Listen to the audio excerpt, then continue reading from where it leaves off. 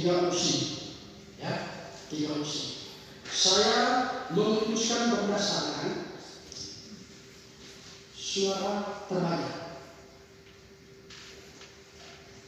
Anggaran yang disampaikan oleh Dinas Pariwisata 30 miliar untuk pembangunan rumah bintang. 9 orang yang menyetujui anggaran itu dipangkas dari 30 ke 10 miliar. Maka saya berkesimpulan bahwa anggaran untuk subkegiatan pendidikan seragam budaya dipangkas sebesar 20 miliar dan kita alokasikan sebesar 10 miliar. Kita lanjut ke subkegiatan berikut.